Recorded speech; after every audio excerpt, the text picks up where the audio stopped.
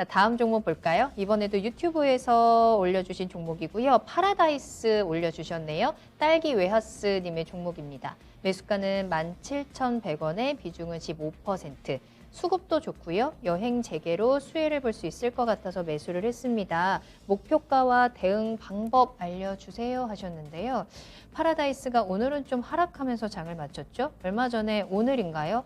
이제 실적을 발표한 거 보니까 4월에 카지노 매출액이 148억 원, 전년 대비해서 86%나 상승을 했다. 아무래도 이제 백신이 시작되다 보니까 여행 재개에 대한 기대감도 계속해서 좀 실려가고 있는 모습이기는 한데 어제 오늘은 조금 하락하면서 장을 마쳤습니다. 문선인 전문가님, 파라다이스 이 여행 재개에 대한 기대감으로 좀 접근을 해도 괜찮은 종목일지 많은 분들이 또 노리고 계실 수도 있을 것 같은데.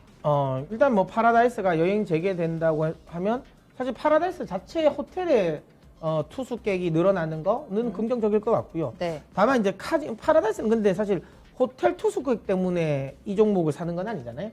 호텔 신라를 사면서 뭐 사실 이제 호텔 투숙객이 늘어나는 것 때문에 사는 건 아니잖아요. 사실 뭐 면세점 요 매출 때문에 그쵸. 사는 거고. 그래서 네. 요즘에 뭐 호텔 신라 보고 조금 이제 약간 비아냥? 워낙 이제 실적이 안 나와서 비아냥은 이거 호텔 신라가 아니라 뭐 모텔 신라다 막 이렇게 이야기를 하고 있죠. 네네. 예, 그러니까 이제 중요한 건 그거죠. 그만큼 매출이 생각보다 안 땡겨진다라는 거예요. 그러니까 원래 시장에서 기대하고 있는 것들. 그러니까 국내 여행에 대한 재개 때문에 객실이 많이 늘어나는 거는 객실 수가 많이 차는 거는 괜찮긴 한데 그게 이들 기업들에게 메인은 아니에요.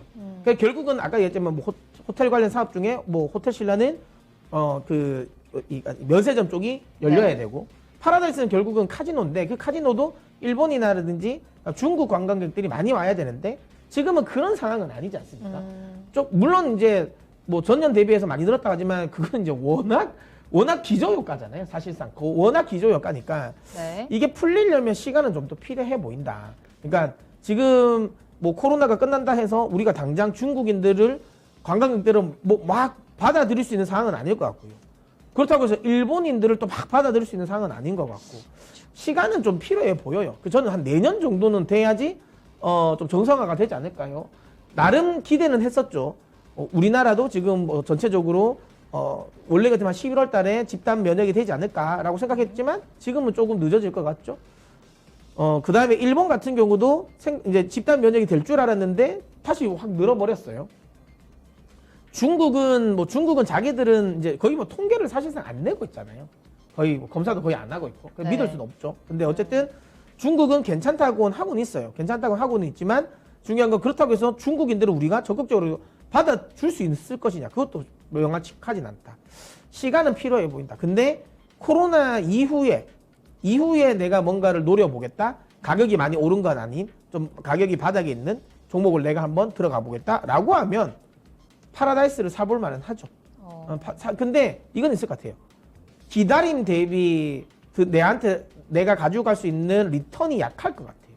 그러니까 22,000원까지는 저는 거의 온다고 봅니다. 이게 더 이상 떨어질 자리가 없는 건 맞아요. 그래서 22,000원까지는 제가 보기엔 거의 올 것 같긴 한데 네.